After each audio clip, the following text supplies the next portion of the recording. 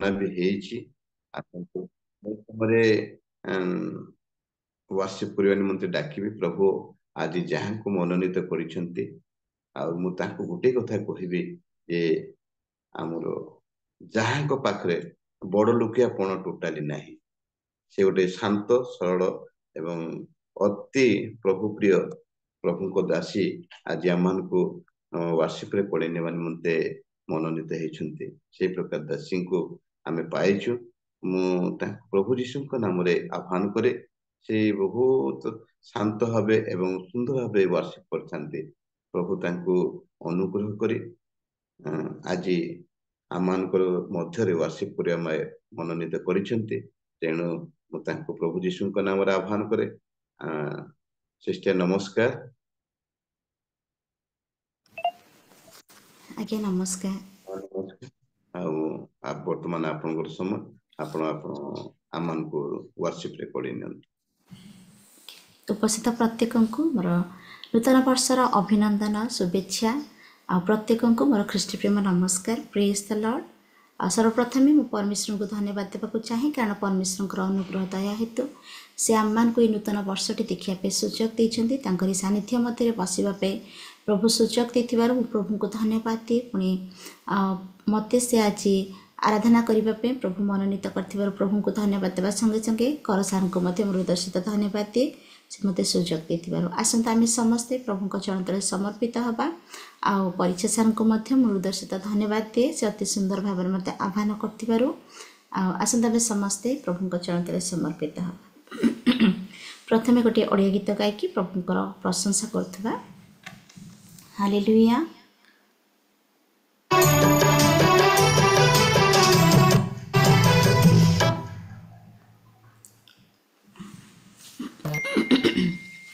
ମୋ voice clear ଅଛି sir?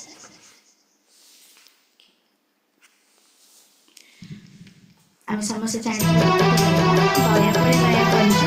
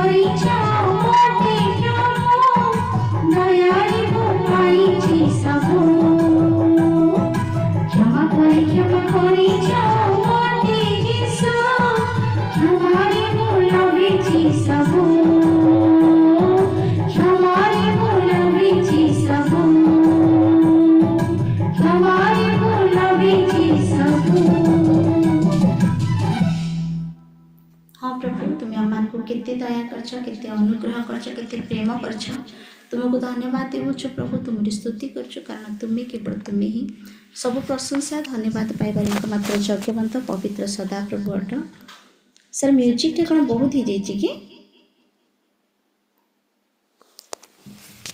कि आसतु पुनर्बार आम प्रभु चरण तले समर्पित हवा आ गोटे गीत गायकी प्रभुकर प्रशंसा करथिबा आ गोटे ओडिया गीत गायकी प्रभुकर चरण तले समर्पित हवा कारण से आमको केते प्रेम करछंती केते दया करछंती केते अनुग्रह करछंती तांकरी दया तांकरी अनुग्रह तांकरी प्रेम सकाश से आमको भी नष्ट होगा दे ना किंतु ए नूतन वर्षटी देखा पे सुजोग देछंती तेणु ए नूतन वर्ष रे आमारे प्रत्येक से प्रभु चरण तले समर्पित हवा से आमको प्रतिदिन प्रति मुहूर्त से आमको कढ़ाई नहीं से आमर जत्न नहीं प्रतिटी मंगलदान को स्मरण करवा प्रतिटी करुणा को आम हृदय रखी प्रशंसा करवा महिमा करवा आसतु पुनर्बार से प्रभु चरण तले समर्पित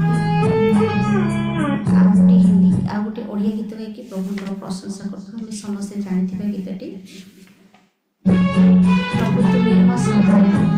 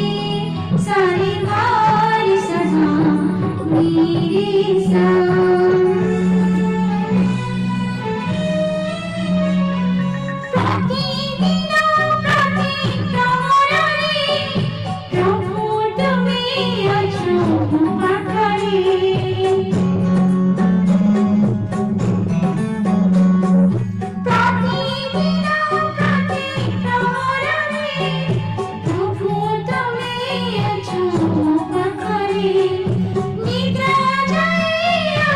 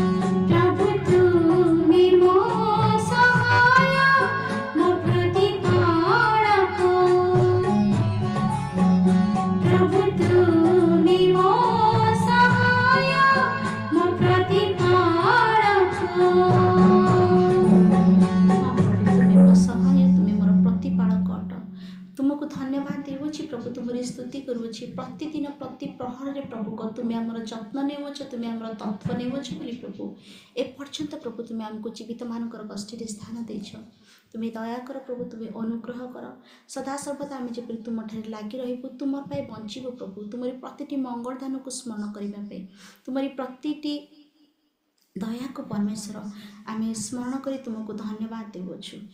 हालेलुया पिता तुम्हारी धन्यवाद हो प्रभु। आसता आम समस्ते प्रभु को चरण समर्पित होगा तांकर प्रति दया को आम स्मरण करबा गणी गणी तांकर प्रशंसा करबा तांकर महिमा करबा तांकर गुण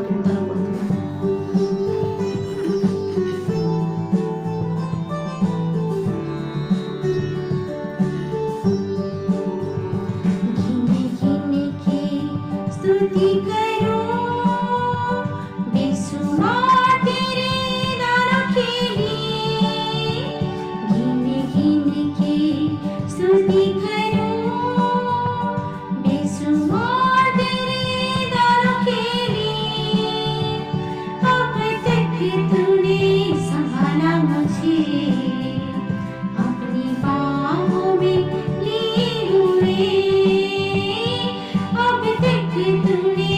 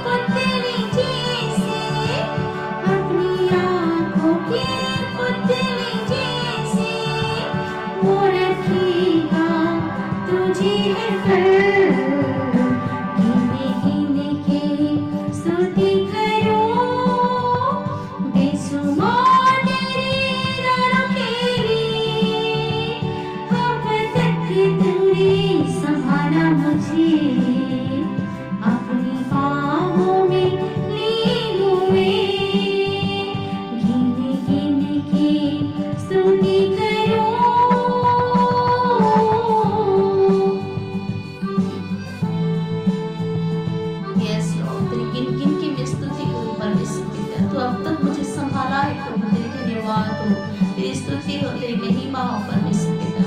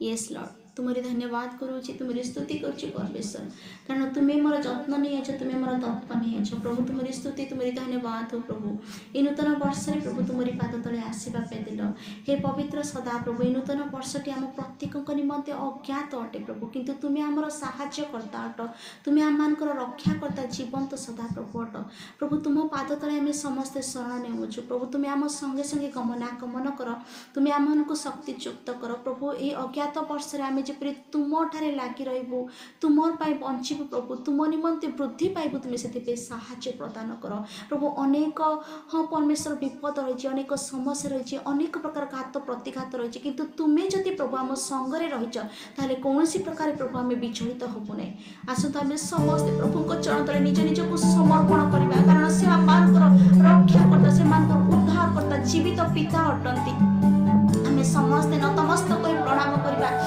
चरण तले निज को समर्पण करवा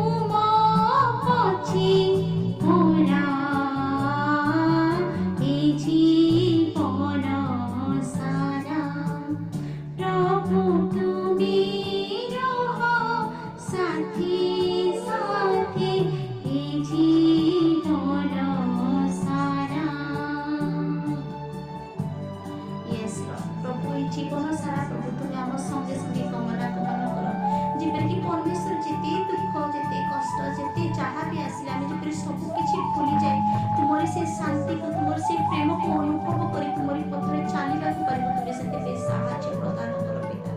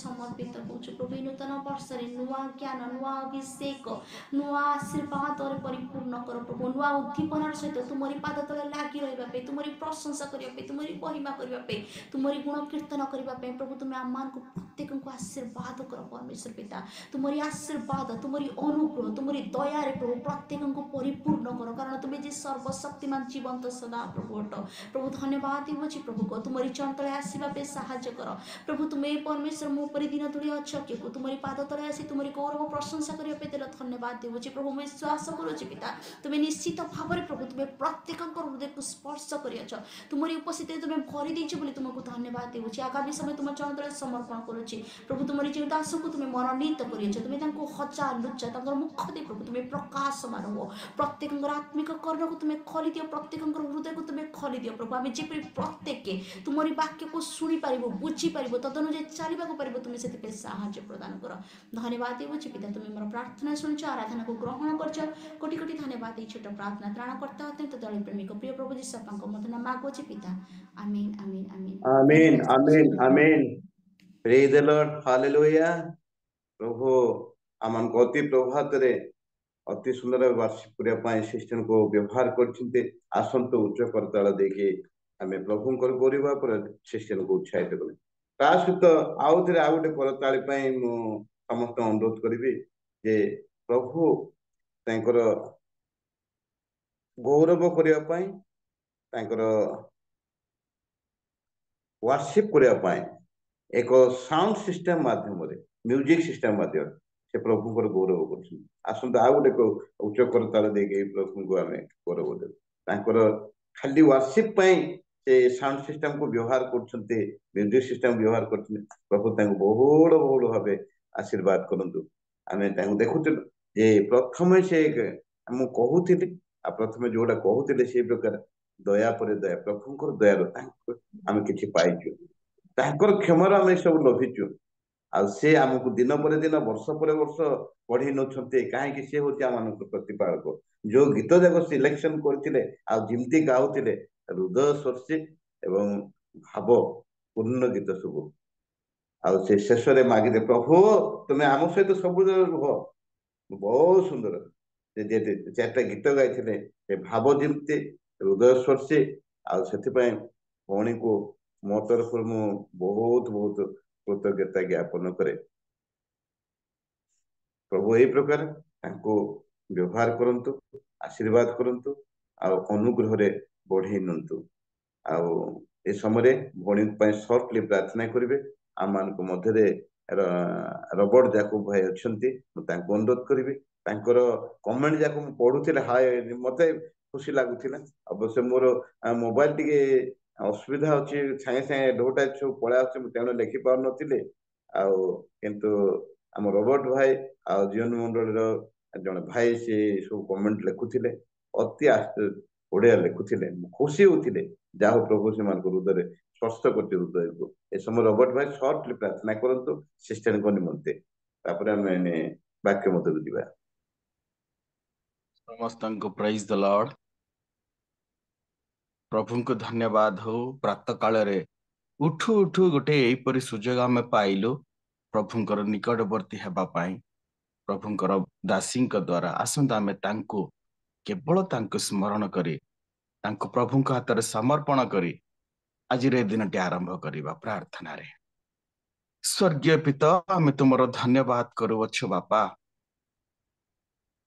ପ୍ରଭୁ ଆଖିରୁ ଲୁହ ଶୁଖୁ ନଥିଲା ବାପା, ଯେତେବେଳେ ତୁମରି ଦୟା ଆମମାନଙ୍କର ଜୀବନରେ ଯାହା ତୁମେ ପ୍ରକାଶ କରିଅଛ ତାହା ବର୍ଣ୍ଣନା କରିବା ସମୟରେ, ତୁମର ଦାସୀଙ୍କ ଦ୍ୱାରା ଗୀତ ସମୟରେ ପ୍ରଭୁ ଆଖିରୁ ଲୁହ ଝରୁଥିଲା ବାପା। ଧନ୍ୟବାଦ ଦେଉଅଛୁ ପ୍ରଭୁ, ତାଙ୍କୁ ଯେ ଦିନ ପରେ ଦିନ ତୁମେ ବର୍ଦ୍ଧିଷ୍ଣୁ କରି ଆସୁଅଛ।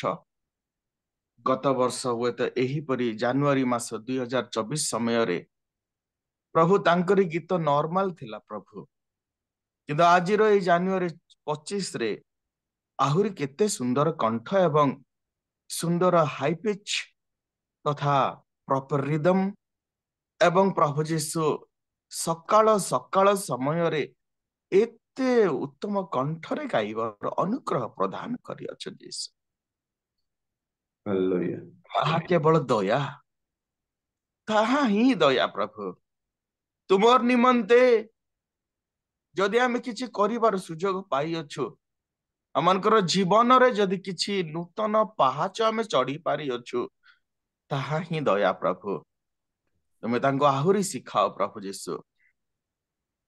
ଯାହା କିଛି ମଧ୍ୟ ପ୍ରଭୁ ସେ ବର୍ତ୍ତମାନ ଶିଖୁଅଛନ୍ତି, ପ୍ରତ୍ୟେକ ରାକ୍ଟିଫିକେସନ କରି ତୁମେ ତୁମର ନିମନ୍ତେ ଆଗକୁ ଆହୁରି ଅନେକ ପାହାଚ ଚଢିବା ପାଇଁ ଅନୁଗ୍ରହ ପ୍ରଦାନ କର ବୋଲି ମୁଁ ତୁମରି ଦାସ ପ୍ରମାଣେ ତାଙ୍କୁ ଆଶୀର୍ବାଦ କରୁଅଛି ବାପା।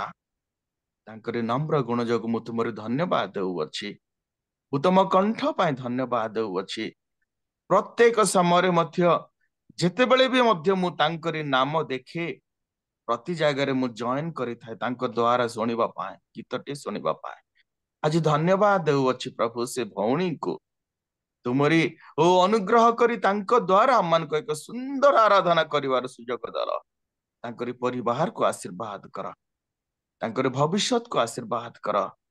ମୁଁ ତାଙ୍କ ବିଷୟରେ ବେଶୀ କିଛି ଜାଣେ ନାହିଁ ପ୍ରଭୁ, ଏତିକି ମାତ୍ର ଜାଣେ ସେ ଜଣେ ଉତ୍ତମ ପ୍ରଭୁଙ୍କର ଦାସୀ, ପ୍ରଭୁ ତୁମେ ତାଙ୍କରି ଆଗକୁ ତୁମରି ନିମନ୍ତେ ଅଧିକରୁ ଅଧିକ ବ୍ୟବହାର କର ବୋଲି ପ୍ରାର୍ଥନା କରୁଅଛି। ପ୍ରଭୁ ପ୍ରାର୍ଥନା କରୁ କରୁ ଆଜିର ପ୍ରଭୁଙ୍କର ଦାସ ଯେ ତୁମରି ବାକ୍ୟ ନେଇ ଆସିବେ ତାଙ୍କୁ ମଧ୍ୟ ମୁଁ ତୁମରି ହସ୍ତରେ ସମର୍ପଣ କରୁଅଛି। ତାଙ୍କୁ ମଧ୍ୟ ତୁମେ ଆଜି ଏହିପରି ଆରାଧନା ପରେ ସେହିପରି ଏକ ଉତ୍ତମ ବାକ୍ୟ ଦେଇ ମଧ୍ୟ ଆମମାନଙ୍କୁ କଥା କୁହ ବୋଲି ପ୍ରାର୍ଥନା କରୁଅଛି।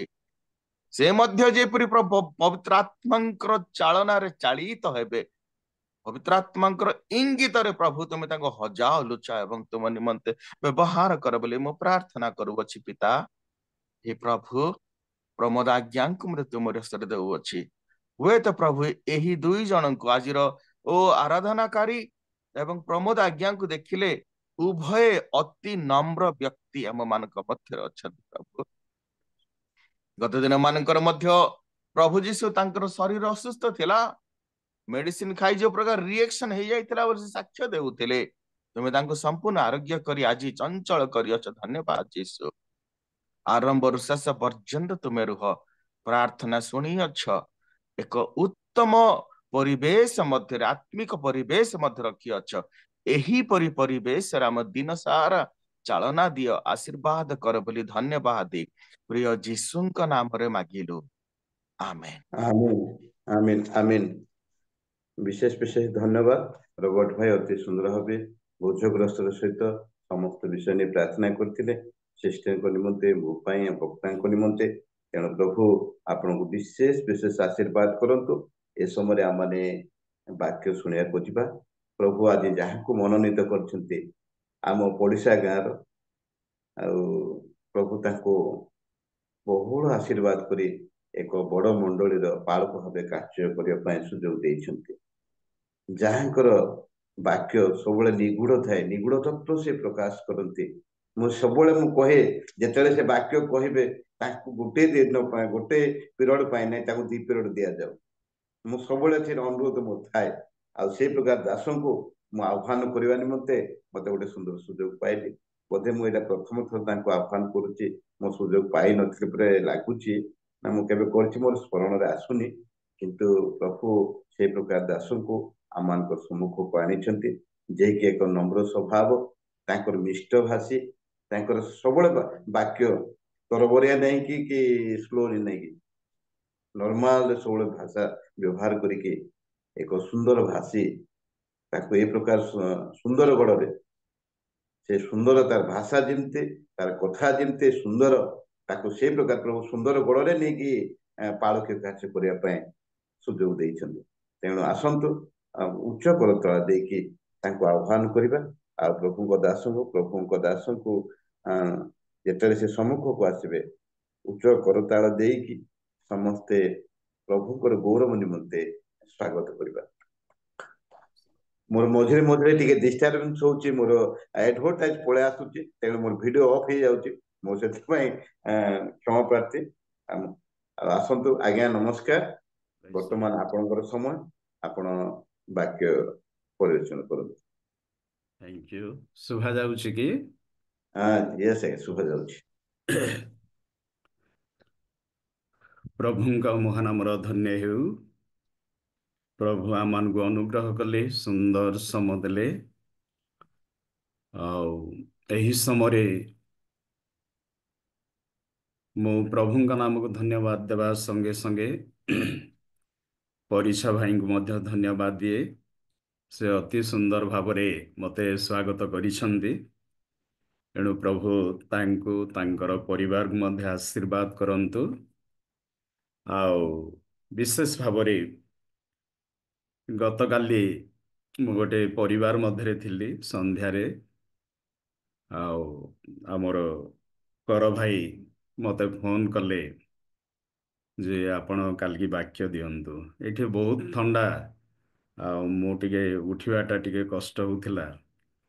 ତଥାପି ମୁଁ କହିଲି ହଉ, ଯାହା ହଉ ଅନୁରୋଧ କରୁଛନ୍ତି ମୁଁ କହିବି। ପ୍ରଭୁଙ୍କର ବାକ୍ୟ କହିବା ପାଇଁ ତ ମନା କରିନି, କିନ୍ତୁ କେତେ ଦିନ ହେଲାଣି ଆଉ କୌଣସି ଜୁମ୍ରେ ବି ମୁଁ ଯୋଗ ଦେଇନି। କିନ୍ତୁ ଯାହା ହଉ ଏଇ ନୂତନ ବର୍ଷରେ ପୁଣି ଆଉ ପିଟର ଭାଇ ମୋତେ ଏଇ ସୁନ୍ଦର ଅବକାଶ ଦେଇଛନ୍ତି, ଏଣୁ ତାଙ୍କ ନିକଟରେ ମଧ୍ୟ ମୁଁ କୃତଜ୍ଞ ଜଣାଏ।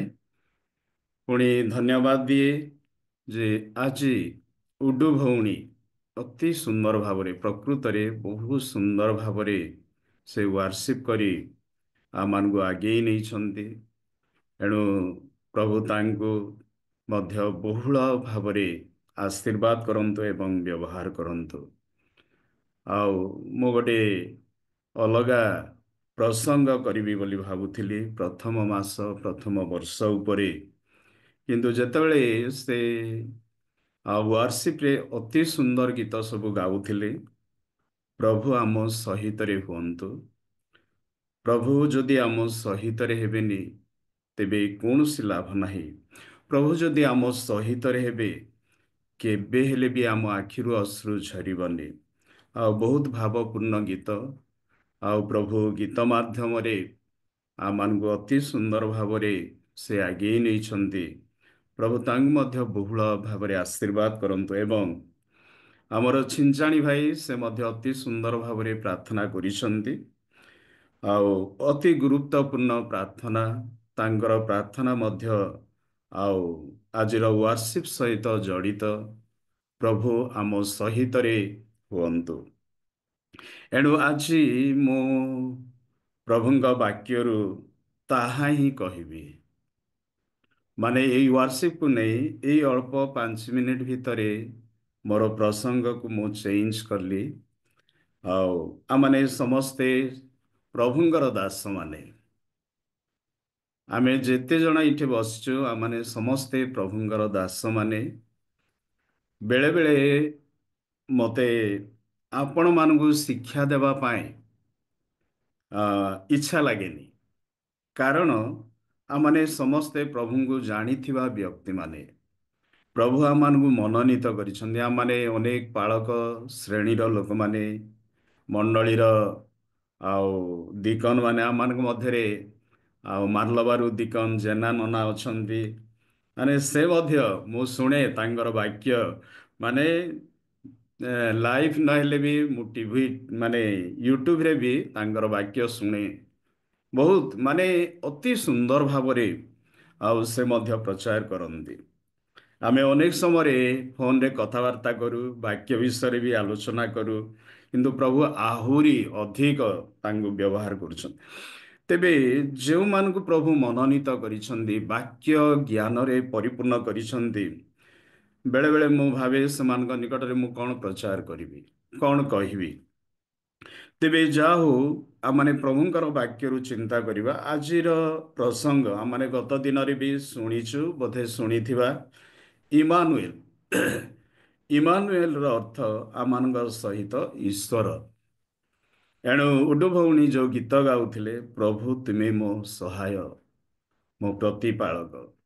ପ୍ରଭୁ ଯଦି ଆମ ସହିତରେ ଅଛନ୍ତି, ସେ ଯଦି ଆମମାନଙ୍କୁ ପ୍ରତିପାଳନ କରି ଆଣୁଛନ୍ତି, ତେବେ ଆମର କୌଣସି ଆଉ ଚିନ୍ତା କରିବା ଆବଶ୍ୟକତା ନାହିଁ। ଏଣୁ ଆଜିର ପ୍ରସଙ୍ଗ ଇମାନୁଏଲ ଅର୍ଥ ଆମମାନଙ୍କ ସହିତ ଈଶ୍ୱର। ଏ ବାକ୍ୟ କିଏ ଜାଣିନି? ମୁଁ କହିବି ଏ ବାକ୍ୟ ମାନେ ପାଷ୍ଟର ମାନେ ଜାଣିନାହାନ୍ତି ନା ଆଉ ମଣ୍ଡଳୀର ଭାଇମାନେ ଜାଣିନାହାନ୍ତି। ତଥାପି ଆମମାନେ ମିଳିତ ଭାବରେ ଚିନ୍ତା କରିବା, ଏ ନୂତନ ବର୍ଷରେ ପ୍ରଭୁ କ'ଣ ପ୍ରକୃତରେ ଆମମାନଙ୍କର ସହିତରେ ଇମାନୁଏଲ ପରମେଶ୍ୱର ହିଁ ଆସୁଛନ୍ତି କି? ଏଣୁ ସେଦିନ ମାନେ ଦୂତ ଯୋସେଫକୁ ଏଇ କଥା କହିଲେ, ଦେଖ ପ୍ରଭୁଙ୍କର ବାକ୍ୟ, ଉକ୍ତ ଏ ବାକ୍ୟ ଯେପରି ସଫଳ ହୁଏ ଏଥି ନିମନ୍ତେ ଏହା ଘଟିଲା। ମାଥ୍ୟୁ 1:22ରୁ ଆମେ 23 ଯାଇ ଦେଖୁଛୁ। ଦେଖ ଜଣେ କନ୍ୟା ଗର୍ଭବତୀ ହୋଇ ପୁତ୍ର ପ୍ରସବ କରିବ, ଆଉ ତାହାଙ୍କ ନାମ ଇମାନୁଏଲ ଦେବ, ଅର୍ଥାତ୍ ଆମମାନଙ୍କ ସହିତ ପରମେଶ୍ୱର ରଖିବ। ଯିଶାୟା 7:14 ମଧ୍ୟ ରହିଛି। ଆମମାନେ ଜାଣିଛୁ, ତାକୁ ଆମମାନେ ଆଉ ପଢ଼ିବା ନାହିଁ। ଏଣୁ ଆଜି ଆମମାନେ ଚିନ୍ତା କରିବା ଏ ନୂତନ ବର୍ଷରେ ପ୍ରଥମ ମାସରୁ ପ୍ରଭୁ ଯୀଶୁ ଆମ ସହିତରେ ହୁଅନ୍ତୁ, ଏହା ହିଁ ଆମମାନେ ପ୍ରାର୍ଥନା କରିବା। 2 କରନ୍ତି 13:5-6 ପଦରେ ଲେଖାଯାଏ ଯେ ସେଦିନ ପାଉଲ କରନ୍ତୀୟ ମଣ୍ଡଳୀର ଲୋକମାନଙ୍କୁ କହିଲେ, ତୁମେ ବିଶ୍ୱାସରେ ଅଛ କି ନାହିଁ? ଆଉ ଯୀଶୁ ଖ୍ରୀଷ୍ଟ ତୁମାନଙ୍କ ଠାରେ ଅଛନ୍ତି କି ନାହିଁ ତାହା ତୁମେ କ'ଣ କର, ନିଜ ନିଜ ମଧ୍ୟରେ ତୁମେ ପରୀକ୍ଷା କର। କାହିଁକି ପାଉଲ କହିଲେ? ତାର କାରଣ କ'ଣ? ନା ମଣ୍ଡଳୀ ମଧ୍ୟରେ ଦଳଗତ ଥିଲା, ମଣ୍ଡଳୀ ମଧ୍ୟରେ ବିବାଦ ଥିଲା, ମଣ୍ଡଳୀ ମଧ୍ୟରେ ଈର୍ଷା ଥିଲା। କିଏ କିଏ କହୁଥିଲେ ମୁଁ ପାଉଲଙ୍କର, କିଏ କିଏ କହୁଥିଲେ ମୁଁ କେଫାଙ୍କର, କିଏ କିଏ କହୁଥିଲେ ଆଉ ମୁଁ ଖ୍ରୀଷ୍ଟଙ୍କର। ଏଣୁ ପାଉଲ କହିଲେ, ପାଉଲ କ'ଣ ବିଭକ୍ତ ହେଇଛନ୍ତି ବା କେଫା କି ଆପୋଲୋ ତୁମାନଙ୍କ ନିମନ୍ତେ କ'ଣ ମୃତ୍ୟୁବରଣ କରିଛନ୍ତି? ତେବେ ଆମେ ଦେଖୁଛୁ ମଣ୍ଡଳୀ ମଧ୍ୟରେ ଯେତେବେଳେ ଦଳଗତ ଥିଲା, ମତଭେଦ ଥିଲା, ଆଉ ସେତେବେଳେ ପାଉଲ କହନ୍ତି, ଆଉ ସେଇ ବିଷୟକୁ ଦୃଷ୍ଟିରେ ରଖି ପାଉଲ କହୁଛନ୍ତି ତୁମାନଙ୍କ ଠାରେ ଖ୍ରୀଷ୍ଟ ଅଛନ୍ତି ନାହିଁ। ଯଦି ଖ୍ରୀଷ୍ଟ ଅଛନ୍ତି, ଯୀଶୁ ଖ୍ରୀଷ୍ଟ ଅଛନ୍ତି, ପବିତ୍ର ଆତ୍ମା ଅଛନ୍ତି, କାରଣ ବାଇବଲ ଆମମାନଙ୍କୁ କହେ, ଆଉ ସେଦିନ ଫିଲିପିୟ ମଣ୍ଡଳୀକୁ ଏଇ କଥା କହିଲେ, ଯୀଶୁ ଖ୍ରୀଷ୍ଟଙ୍କର ଯେପରି ମନ ଥିଲା ତୁମାନଙ୍କର ସେପରି ମନ ହେଉ। ପ୍ରଭୁ ଯୀଶୁ ଯଦି ଆମ ସହିତରେ ଅଛନ୍ତି, ତେବେ ଆମର ମନ, ଆମର ଚିନ୍ତାଧାରା, ଆମର କଥାବାର୍ତ୍ତା ଖ୍ରୀଷ୍ଟଙ୍କ ଭଳି ହେବା ଆବଶ୍ୟକତା ରହିଛି। ବାକ୍ୟରେ ଆମେ ଦେଖିବାକୁ ପାରୁଛୁ ଯେତେବେଳେ ଯୀଶୁ ଖ୍ରୀଷ୍ଟ ଜଗତରେ ଥିଲେ, ଆଉ ସେତେବେଳେ ଯୋହନ ଯୀଶୁଙ୍କୁ ଜଳ ଦୀକ୍ଷା ଦେଲେ। ଯୋହନ 1 ପର୍ବରେ ଏ ବାକ୍ୟ ସବୁ ଆମେ ଜାଣିଛୁ। ଆଉ ଯୋହନ ବାପ୍ତିସ୍ମ ଦେଲା ପରେ ତହିଁ ଆର ଦିନ ଯୋହନ ଗୋଟିଏ ଜାଗାରେ ଠିଆ ହେଇଛନ୍ତି, ତାଙ୍କ ସହିତ 2 ଜଣ ଶିଷ୍ୟ ମଧ୍ୟ ଠିଆ ହେଇଛନ୍ତି। ଆଉ ସେତେବେଳେ ଯୋହନ ଯୀଶୁଙ୍କୁ ସେଇ ବାଟ ଦେଇ ଯାଉଥିବା ଦେଖି କହିଲେ, ଏହି ଦେଖ ଈଶ୍ୱରଙ୍କର ମେଷ ଶାବକ, ଯେ ଜଗତର ପାପଭାର ବହି ନେଇଯାଆନ୍ତି। ସେତେବେଳେ ଯେଉଁ 2 ଜଣ ଶିଷ୍ୟ ଯୋହନଙ୍କର ଶିଷ୍ୟମାନେ ଥିଲେ, ଆଉ ସେମାନେ କ'ଣ କଲେ, ଯୀଶୁଙ୍କ ପଛେ ପଛେ ଯିବା ଲାଗିଲେ। ଆଉ ସେଇ ସମୟରେ 35ରୁ 39 ଆମେ ଦେଖୁଛୁ, ଯୋହନ 1 ପର୍ବ 35ରୁ 39, ଯୀଶୁ ବୁଲି ପଡ଼ି ସେମାନଙ୍କୁ ପଚାରିଲେ। କ'ଣ ପଚାରିଲେ? ତୁମାନେ କାହାକୁ ଖୋଜୁଅଛ? ସେମାନେ କହିଲେ ରାବି, ଅର୍ଥାତ୍ ଅନୁବାଦ କଲେ ଏହାର ଅର୍ଥ ଗୁରୁ। ସେମାନେ ଗୁରୁଙ୍କର ଅନ୍ୱେଷଣ କରୁଥିଲେ। ଆଉ ସେମାନଙ୍କର ଗୋଟେ ପ୍ରଶ୍ନ ଥିଲା ଯୀଶୁଙ୍କୁ, ଆପଣ କେଉଁଠାରେ ରୁହନ୍ତି? ସେମାନେ ଗୋଟେ ପ୍ରଶ୍ନ କଲେ, ଆପଣ କେଉଁଠାରେ ରୁହନ୍ତି? ସେତେବେଳେ ଯୀଶୁ କହିଲେ, ଆସ ଦେଖିବ। ଆଉ ବାକ୍ୟରେ ଲେଖାଯାଏ, ଏ ବାକ୍ୟଟି ମୋତେ ଅତି ଭଲ ଲାଗେ, ସେମାନେ ଗଲେ ଆଉ ସେଇଦିନ ତାଙ୍କର ବସା ଦେଖିଲେ ବୋଲି ଲେଖାଉଛି। ଯୀଶୁ କୋଉଠି ରୁହନ୍ତି, ଆଉ ସେଇଦିନ ସେମାନେ ତାଙ୍କର ବସା ଦେଖିଲେ। ଏ ବାକ୍ୟଟି ମୋତେ ବହୁତ ଭଲ ଲାଗେ। ତେବେ 2 ଜଣ ଶିଷ୍ୟ ଗଲେ ଆଉ ଯୀଶୁଙ୍କର ବସା ଦେଖିଲେ। ଯୀଶୁଙ୍କର ବସା ଦେଖିଲେ। ବାକ୍ୟରେ ଆମେ ଦେଖୁଛୁ, ଯେତେବେଳେ ଯୀଶୁ ଖ୍ରୀଷ୍ଟ ଜନ୍ମ ହେଲେ ସେତେବେଳେ ତାଙ୍କ ପାଇଁ ସ୍ଥାନ ନଥିଲା। ଏଣୁ ଲୁକ 2 ପର୍ବର 7 ପଦରେ ଆମେ ଦେଖୁଛୁ, ଆଉ ମରିୟମ ସେ ଆପଣା ପ୍ରଥମ ଜାତ ସନ୍ତାନ ପ୍ରସବ କରି ଆଉ ଲୁଗାରେ ଗୁଡ଼ାଇ ଗୁହାଳ କୁଣ୍ଡରେ ଶୁଆଇଲେ, କାରଣ ବସା ଘରେ ସେମାନଙ୍କ ପାଇଁ ସ୍ଥାନ ନଥିଲା। ଯୀଶୁଙ୍କ ପାଇଁ, ଯୋସେଫ ପାଇଁ, ମରିୟମ ପାଇଁ ବସା ନଥିଲା। ଥରେ ନୁହଁ, ଏଇ ବର୍ଷର 25 ତାରିଖରେ ମୁଁ ରାଉରକେଲା ଚର୍ଚ୍ଚକୁ ଯାଇଥିଲି। 18 ନମ୍ବର ଚର୍ଚ୍ଚ ମୋତେ ଡାକିଥିଲେ, ଆଉ ମୁଁ ସେଇଠି ଗୋଟେ ବାକ୍ୟ କହୁଥିଲି, ବା ଏଇ ବାକ୍ୟ ଉପରେ ଯୀଶୁଙ୍କ ପାଇଁ ସ୍ଥାନ ନଥିଲା। ଆଜି ବି ଯୀଶୁଙ୍କ ପାଇଁ ସ୍ଥାନ ନାହିଁ। ସେ କୋଉଠି ରହିବେ? ସ୍ଥାନ ନାହିଁ। ବାପା ମା ପାଇଁ ଖ୍ରୀଷ୍ଟିଆନ ସୋସାଇଟିରେ ବାପା ମା ପାଇଁ ବି ଘରେ ସ୍ଥାନ ନାହିଁ।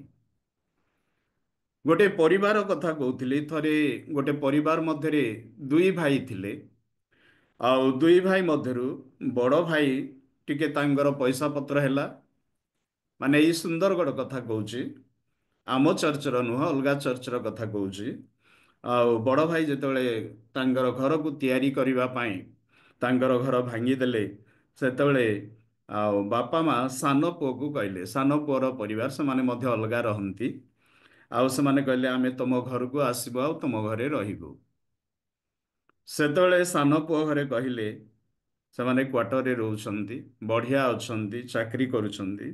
ସାନ ପୁଅ ଘରେ କହିଲେ ନାଇଁ ନାଇଁ ଆମ ଘରେ ଜାଗା ନାହିଁ। ବାପା ମାର ମନ ଏତେ ଦୁଃଖ, ସେମାନେ ଯାଇଥିଲେ ପୁନର୍ବାର ବେଗ ଧରିକି ସେମାନେ ପଳେଇ ଆସିଲେ। ମାନେ ସବୁ ରଖିବା ପାଇଁ ଘରେ ଜାଗା, ଭଲ ଆଲମିରା ରଖିବା ପାଇଁ, ଟଙ୍କା ସୁନା ରଖିବା ପାଇଁ ଜାଗା ଅଛି, କିନ୍ତୁ ବାପା ମାକୁ ଘରେ ରଖିବା ପାଇଁ ଜାଗା ନାହିଁ। ଖ୍ରୀଷ୍ଟିଆନ ସୋସାଇଟି ମାନେ ଲଜ୍ଜାଜନକ ବିଷୟ, ମାନେ ବାପା ମା ପାଇଁ ଆମ ଘରେ କ'ଣ ନାହିଁ, ଜାଗା ନାହିଁ, ଆଉ ଅନ୍ୟମାନଙ୍କୁ ଲୋକମାନେ କ'ଣ ଜାଗା ଦେବେ। ମୁଁ এই ବିଷୟ ମାନେ ରାଉରକେଲା ଚର୍ଚ୍ଚରେ ବି ପ୍ରଚାର କରୁଥିଲି। ତେବେ ମରିୟମ ସେ ଆପଣା ପ୍ରଥମ ଜାତ ସନ୍ତାନ ପ୍ରସବ କରି ଗୁହାଳ କୁଣ୍ଡରେ ଶୁଆଇଲେ, କାରଣ ବସା ଘରେ ତାଙ୍କ ପାଇଁ ସ୍ଥାନ ନଥିଲା। ତେବେ ଏ ବାକ୍ୟଟି ଅତି ଗୁରୁତ୍ୱପୂର୍ଣ୍ଣ ବିଷୟ। ଗୁହାଳ ଘରେ ଆଉ ସେ କାହିଁ ଜନ୍ମ ହେଲେ, ହୁଏତ ସେ ବିଷୟରେ ମୁଁ କୌଣସି ଆଉ ଜାଗାରେ ମୁଁ ପ୍ରଚାର କରିଥିବି। ତେବେ ଆମେ ଦେଖୁଛୁ ସେମାନେ ଗଲେ, 2 ଜଣ ଶିଷ୍ୟ ଗଲେ, ତାଙ୍କର ବସା ଦେଖିଲେ। କେମିତି ଘର ଦେଖିଲେ? କେମିତି ଘର ଦେଖିଥିବେ? କିଏ କହିବେ କି? କେମିତି ଘର ଦେଖେଇଥିବେ? ଯୀଶୁଙ୍କର ବସା କେମିତି ଥିଲା? ପ୍ରାର୍ଥନା ଗୃହ। ପ୍ରାର୍ଥନାର ଗୃହ। ଆଉ କିଏ ଟିକେ ମତେ ହେଲ୍ପ କରିବେ କି? ପ୍ରାର୍ଥନାର ଗୃହ। ବହୁତ ଧନ୍ୟବାଦ। ସେଦିନ ଯାଇ ସେମାନେ ତାଙ୍କର ବସା ଦେଖିଲେ। ବାଇବଲରେ ଲେଖା ଅଛି, ମାଥ୍ୟୁ 8:18-22, ଜଣେ ବ୍ୟକ୍ତି, ଜଣେ ଶାସ୍ତ୍ରୀ ଯୀଶୁଙ୍କ ନିକଟକୁ ଆସି କହିଲା, ପ୍ରଭୁ ମୁଁ ଆପଣଙ୍କର ଅନୁଗମନ କରିବି। ସେତେବେଳେ ଯୀଶୁ କହିଲେ, କୋକିଶିଆଳିର ଗାତ ଅଛି, ଆକାଶ ପକ୍ଷୀର ବସା ଅଛି, ମାତ୍ର ମନୁଷ୍ୟ ପୁତ୍ରର ମୁଣ୍ଡ ଗୁଞ୍ଜିବାର ସ୍ଥାନ ନାହିଁ। ଆଉ ଜଣକୁ ଯୀଶୁ କହିଲେ, ତୁମେ ମୋର ଅନୁଗମନ କର। କିନ୍ତୁ ସେ କହିଲେ, ଗୁରୁ ମୋତେ ଟିକେ ସମୟ ଦିଅନ୍ତୁ, ମୋର ବାପାଙ୍କୁ ମୁଁ ସମାଧି ଦେଲା ପରେ ମୁଁ ଆସି ଆପଣଙ୍କର ଅନୁଗମନ କରିବି। ସେତେବେଳେ ଯୀଶୁ କହିଲେ, ମୃତମାନେ ମୃତମାନଙ୍କୁ ସମାଧି ଦେବେ, କିନ୍ତୁ ତୁମେ ମୋର ଅନୁଗମନ କର। ଏ ବାକ୍ୟଟି ମଧ୍ୟ ବହୁତ ଭଲ ଲାଗେ। ଜଣେ ଲୋକ କହିଲା, ମୁଁ ଆପଣଙ୍କର ଅନୁଗମନ କରିବି। ଯୀଶୁ କହିଲେ, ତୁମେ ମୋ ପଛରେ ଯାଇପାରିବ ନାହିଁ। ଆଉ ତାଙ୍କୁ କହିଲେ, କୋକିଶିଆଳି ପାଇଁ ତୁମେ ଗାତ କରିଛ, ଆକାଶ ପକ୍ଷୀ ପାଇଁ ତୁମ ଠାରେ ବସା ଅଛି, କିନ୍ତୁ ମନୁଷ୍ୟ ପୁତ୍ର ପାଇଁ ମୁଣ୍ଡ ଗୁଞ୍ଜିବାର ସ୍ଥାନ ନାହିଁ। ତୁମେ ମନୁଷ୍ୟ ପୁତ୍ର ପାଇଁ ସ୍ଥାନ ପ୍ରସ୍ତୁତ କରିନ। ଆଉ ଜଣେ କହୁଛି, ମୁଁ ଏବେ ଯାଇପାରିବିନି, ପରେ ଯିବି।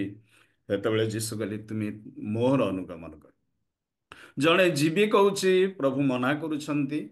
ଆଉ ଜଣେ ମୁଁ ପରେ ଯିବି, ଯୀଶୁ ତାଙ୍କୁ ଆହ୍ୱାନ କରୁଛନ୍ତି, ତୁମେ ମୋର ଅନୁଗମନ କର। ତେବେ এই ବ୍ୟକ୍ତିଟି ଆମମାନେ ଦେଖୁଛୁ, କୋକିଶିଆଳି ପାଇଁ ସେ କ'ଣ କରିଛି? ଗାତ କରିଛି, ବା କୋକିଶିଆଳି ପାଇଁ ସେ ବସା ରଖିଛି। କୋକିଶିଆଳି ବିଷୟରେ ଆମମାନେ ବାଇବଲରେ ଅନେକ କଥା ଆମମାନେ ଦେଖିବାକୁ ପାରୁଛୁ। କୋକିଶିଆଳି କ'ଣ କରେ? ବେଳେ ବେଳେ ଗଛ ମୂଳରେ ସେ ବସା କରେ, ଅର୍ଥାତ୍ ସେ ଗଛର ଚେରକୁ ସେ କାଟେ। ଗୋଟିଏ ଗୋଟିଏ ଗଛକୁ ସେ କ'ଣ କରେ? ନଷ୍ଟ କରିଥାଏ। ପରମ ଗୀତରେ ମଧ୍ୟ ଆମେ ଦେଖିବାକୁ ପାରୁଛୁ। ତେବେ ଅନ୍ୟର ଜୀବନକୁ ନଷ୍ଟ କରିବା ପାଇଁ ମାନେ କେତେ ଜଣ ରହନ୍ତି? ଖ୍ରୀଷ୍ଟିଆନ ସୋସାଇଟିରେ ମଧ୍ୟ ଆମେ ଦେଖିବାକୁ ପାରୁଛୁ। ବେଳେ ବେଳେ ଲୋକମାନେ ମିଶନ୍ତି, ଅନ୍ୟମାନଙ୍କର ଛିଦ୍ରକୁ ଅନ୍ୱେଷଣ କରିଥାନ୍ତି, ଅନ୍ୟର ଜୀବନକୁ ନଷ୍ଟ କରିବା ପାଇଁ ଚେଷ୍ଟା କରନ୍ତି। ମାନେ ଲୋକମାନେ ମିଶେ, କିନ୍ତୁ ସେ ଚେର କାଟିବା ପାଇଁ ଲାଗିଥାଏ, ଚେର କାଟନ୍ତି। ତେବେ ଆମେ ଦେଖୁଛୁ ଯୀଶୁ ଆଉ ଗୋଟେ କଥା କହିଲେ, ନା ଆକାଶ ପକ୍ଷୀର ବସା ଅଛି। ଦେଖ, ତୁମେ କୋକିଶିଆଳି ପାଇଁ ଗାତ କରିଛ, ଆକାଶ ପକ୍ଷୀ ପାଇଁ ତୁମ ହୃଦୟରେ ବସା ଅଛି, କିନ୍ତୁ ମୋ ପାଇଁ ଆଉ ମୁଣ୍ଡ ଗୁଞ୍ଜିବା ପାଇଁ ତୁମ ହୃଦୟରେ ସ୍ଥାନ ନାହିଁ। ତେବେ ଆକାଶ ପକ୍ଷୀ କିଏ? ଆମମାନେ ଭଲ ଭାବରେ ଜାଣୁ ଯେ ଆକାଶ ପକ୍ଷୀ ଯେତେବେଳେ ବୀଜ ବୁଣାଳିର ଦୃଷ୍ଟାନ୍ତରେ ଯୀଶୁ କହିଲେ, ଆଉ ସେତେବେଳେ ଆଉ ଯେଉଁ ବିହନକୁ ସେ ବୁଣିଲେ, ବାକ୍ୟରେ ଲେଖାଯାଏ ଆକାଶର ପକ୍ଷୀମାନେ ଆସି ଖୁଣ୍ଟି ଖାଇଗଲେ। ଅର୍ଥାତ୍ ତାର ସାରାଂଶ ପ୍ରଭୁ ଯୀଶୁ ବତେଇଲେ ଯେ ପାପାତ୍ମା ଆସି ବୁଣା ଯାଇଥିବା ବାକ୍ୟକୁ ହରଣ କରିକି ନିଏ। ତେବେ ଯୀଶୁ କହିବା ପାଇଁ ଚାହୁଁଥିଲେ, ପାପାତ୍ମା ପାଇଁ, ଶୟତାନ ପାଇଁ ତୁମ ହୃଦୟରେ ଜାଗା ଅଛି, କିନ୍ତୁ ମନୁଷ୍ୟ ପୁତ୍ର ପାଇଁ ତୁମେ ତୁମ ହୃଦୟ ମଧ୍ୟରେ ସ୍ଥାନ ପ୍ରସ୍ତୁତ କରିନାହ। ତେବେ ଆମେ ଦେଖୁଛୁ ଯୀଶୁ ସେଦିନ 2 ଜଣ ଶିଷ୍ୟକୁ ସେ କ'ଣ କଲେ? ତାଙ୍କର ବସା ଦେଖେଇଲେ ବୋଲି ଲେଖା ଅଛି। ତାଙ୍କର ବସା, ସେ କୋଉଠି ରୁହନ୍ତି, ଆଉ ସେ ଦେଖେଇଲେ। ଯୀଶୁ ସେମାନଙ୍କ ସହିତ ବସିଥିବେ, କଥାବାର୍ତ୍ତା କରିଥିବେ। ମାନେ ସେ ଜନ୍ମ ହେବା ସମୟରେ ତାଙ୍କ ପାଇଁ ଗୃହ ନଥିଲା, ସ୍ଥାନ ନଥିଲା। ତାର କାରଣ କ'ଣ? ଏଇଟା ହେଉଛି ପରମେଶ୍ୱରଙ୍କର ଯୋଜନା ଯେ ଯୋସେଫ ମରିୟମ ସେମାନେ ଯାଆନ୍ତୁ ଗୁହାଳ ଘରକୁ। ଗୁହାଳ ଘରକୁ ଯିବା ଏହା ହେଉଛି ପରମେଶ୍ୱରଙ୍କର ଯୋଜନା ଥିଲା। ଏହା ହେଉଛି ପରମେଶ୍ୱରଙ୍କର ପାଟର୍ନ ଥିଲା। ଆଉ ପ୍ରଭୁ ତାଙ୍କର ନିଜ ଲୋକମାନଙ୍କୁ କ'ଣ କଲେ? ମାନେ ସେମାନେ ନିଜ ଲୋକମାନେ ସେମାନେ ଯୀଶୁଙ୍କୁ ଗ୍ରହଣ କଲେ ନାହିଁ। ଏଣୁ ଏଇଟା ହେଉଛି ମହତ୍ୱପୂର୍ଣ୍ଣ ବିଷୟ, ଗୁହାଳ ଘରେ ଜନ୍ମ ହେବା। କାରଣ ଯେଉଁ ପଶୁମାନେ ଗୁହାଳ ଘରେ ଜନ୍ମ ହୁଅନ୍ତି ସେମାନଙ୍କୁ ନେଇ ହିଁ ବଳି ଦିଆଯାଏ। ଏଣୁ ଅନେକ ସମୟରେ ମୁଁ କହେ, ଏ ଗୁହାଳ ହେଉଛି ଜିହୁଦୀ ମାନଙ୍କର, ଯାଜକ ମାନଙ୍କର ରେଜିଷ୍ଟର୍ଡ ଗୁହାଳ। ଏ ଗୁହାଳରେ ପ୍ରଥମଜାତ ପଶୁମାନଙ୍କୁ ରଖାଯାଉଥିଲା। ଏଣୁ ସେଇ ଗୁହାଳରୁ ହିଁ ଲୋକମାନେ, ବେଥଲିମ୍ର ଗୁହାଳରୁ ହିଁ ଲୋକମାନେ କିଣିକି ନେଇକି ଜେରୁସାଲେମ ମନ୍ଦିରରେ ବଳିଦାନ କରୁଥିଲେ। ଏଣୁ ଏ ଗୁହାଳ ସାଧାରଣ ଗୁହାଳ ନଥିଲା, ଏ ଗୁହାଳ ହେଉଛି ରେଜିଷ୍ଟର୍ଡ ଗୁହାଳ ଥିଲା। ଏ ଗୁହାଳରେ କେବଳ ପ୍ରଥମଜାତ ପଶୁମାନଙ୍କୁ ହିଁ ରଖାଯାଉଥିଲା। ଏଣୁ ଯୀଶୁ ମଧ୍ୟ ସେ ପ୍ରଥମଜାତ ସନ୍ତାନ, ସେ ପ୍ରଥମଜାତ ସନ୍ତାନ। ଏଣୁ ମରିୟମ ସେ ଆପଣା ପ୍ରଥମଜାତ ସନ୍ତାନ ପ୍ରସବ କରି ସେ ଗୁହାଳ କୁଣ୍ଡରେ ଶୁଆଇଲେ, କାରଣ ବସା ଘରେ ତାଙ୍କ ପାଇଁ ସ୍ଥାନ ନଥିଲା। ତେବେ ଆମମାନେ ଦେଖୁଛୁ ଯୀଶୁ ସେ ଦିନ 2 ଜଣ ଶିଷ୍ୟଙ୍କୁ ଦେଖେଇଥିବେ। ତାଙ୍କର କୌଣସି ମାର୍ବଲ ଘର ନଥିଲା, ତାଙ୍କର କୌଣସି ଛାତ ଘର ନଥିଲା, ଦେଖେଇ ନଥିବେ। ଯୀଶୁ ଦେଖେଇଥିବେ, ତୁମମାନଙ୍କର ହୃଦୟ ମଧ୍ୟରେ ମୁଁ ବାସ କରେ, ମୁଁ ମନୁଷ୍ୟମାନଙ୍କର ହୃଦୟରେ ବାସ କରେ। ଯୀଶୁ ସେଦିନ ତାଙ୍କର ବସା ଦେଖିଲେ। ତାଙ୍କର ବସା କୋଠି? ନା ହୃଦୟ ମଧ୍ୟରେ। ତାଙ୍କର ବସା ହେଉଛି ହୃଦୟ ମଧ୍ୟରେ। ଯେଉଁମାନେ କି ଆଉ ମାନେ ଚୂର୍ଣ୍ଣ ମନା, ପ୍ରଭୁ କାହା ସହିତ ରୁହନ୍ତି? ଏ ନୂତନ ବର୍ଷରେ ପ୍ରଭୁ କେଉଁମାନଙ୍କ ସହିତରେ ରହିବେ? କାହା ସହିତରେ ରହିବେ? ଏଣୁ ଯିଶାୟ 57 ପର୍ବର 15 ପଦରେ ଲେଖାଯାଏ, ସେ ଉଚ୍ଚ ଉନ୍ନତ ପୁରୁଷ। ଏଣୁ ଲେଖା ଅଛି ଆମେ ଉଚ୍ଚ ଉନ୍ନତ ପୁରୁଷ। ଆଉ ଯେଉଁମାନେ କି ନମ୍ରମନା, ଯେଉଁମାନେ କି ଚୂର୍ଣ୍ଣମନା, ଆମେ ସେମାନଙ୍କ ସଙ୍ଗରେ ଆମେ ବାସ କରୁ। ଯେଉଁମାନେ ପ୍ରକୃତରେ କାନ୍ଦନ୍ତି, ଯେଉଁମାନେ ଚକ୍ଷୁର ଲୋତକ ସବୁବେଳେ ଢାଳନ୍ତି। ଆଉ ପ୍ରକୃତରେ ଅନେକ ପ୍ରଭୁଙ୍କର ଦାସ ଦାସୀ ମାନେ ଅଛନ୍ତି, ଆଉ ଗୀତ ଗାଇଲେ, ବାକ୍ୟ ଶୁଣିଲେ ସେମାନେ କାନ୍ଦି ପକାନ୍ତି, ସେମାନେ କାନ୍ଦନ୍ତି, ଚକ୍ଷୁର ଲୋତକ ଦିଅନ୍ତି। ଆଉ ମୋତେ ବି ବହୁତ ଭଲ ଲାଗେ ପ୍ରଭୁଙ୍କ ପାଦ ତଳେ ବସି ଚକ୍ଷୁର ଲୋତକ ଢାଳିବା। ଯେଉଁଦିନ ମୁଁ ଚକ୍ଷୁର ଲୋତକ ଢାଳିଥିବି ମୋତେ ବହୁତ ଭଲ ଲାଗେ। ଆଉ ସେଇ ଦିନର ଅନୁଭୂତି, ଆଉ ସେ ଦିନର ଜୀବନ ଗୋଟେ ସମ୍ପୂର୍ଣ୍ଣ ଅଲଗା ଲାଗିଥାଏ। ଏଥିପାଇଁ ଯେଉଁମାନେ କି କାନ୍ଦନ୍ତି, ନିଜକୁ ପ୍ରଭୁଙ୍କ ନିକଟରେ ସମର୍ପଣ କରନ୍ତି, ଆଉ ପ୍ରକୃତରେ ଆମେ ଅନୁଗ୍ରହ ଉପରେ ଅନୁଗ୍ରହ ପାଇଛୁ, ଦୟା ଉପରେ ଆମେ ଦୟା ପାଇଛୁ। ଆମେ ସବୁ ପାଇବା ପାଇଁ ଯୋଗ୍ୟ ନଥିଲୁ, କିନ୍ତୁ ପ୍ରଭୁ ଆମମାନଙ୍କୁ କ'ଣ କରିଛନ୍ତି? ଯୋଗ୍ୟ ଗଣିତ କରିଛନ୍ତି। ପ୍ରଭୁ ଆମମାନଙ୍କୁ ଆଶୀର୍ବାଦ କରିଛନ୍ତି, ବଞ୍ଚେଇକି ରଖିଛନ୍ତି।